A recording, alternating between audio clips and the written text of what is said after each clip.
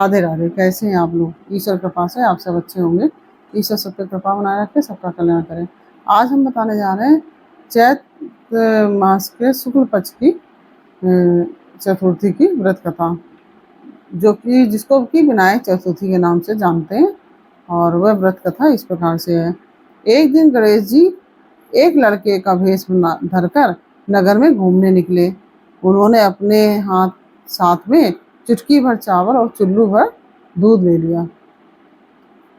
नगर में घूमते हुए जो मिलता उससे खीर बनाने का आग्रह करते। बोलते, भाई खीर बना दे। लोग सुनकर हंसते। बहुत समय तक घूमते रहे, मगर कोई भी खीर बनाने के लिए तैयार नहीं हुआ।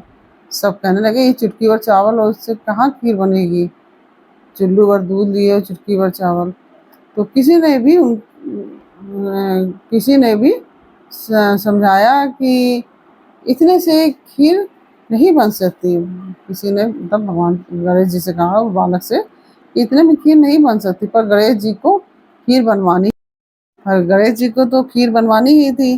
अंत में एक जो गरीब बूढ़ी अम्मा ने उन्हें चलकर मैं तुझे खीर बनाकर खिलाती हूँ, इस तरह से गणेश जी से उस बालक से कहा। गणेश जी उसके साथ चल दिए।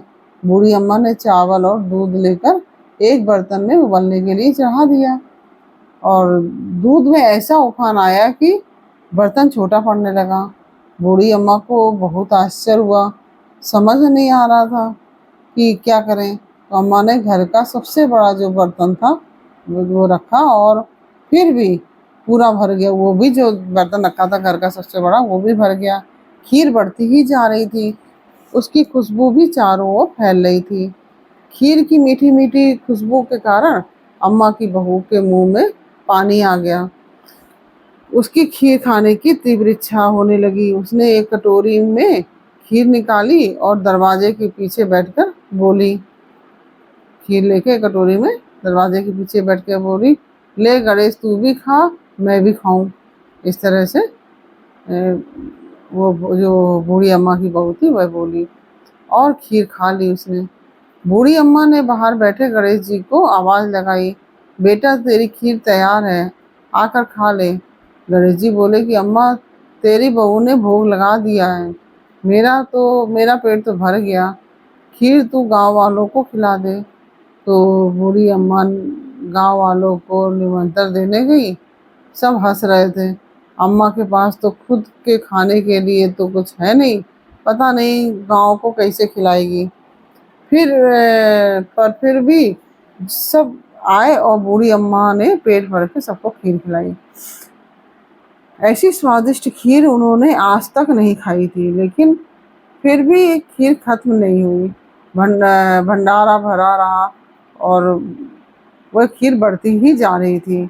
हे गणेश जी महाराज, जैसे खीर का भगोना भरा रहा है, वैसे ही हमारे घर का भंडार भी भरे रखना।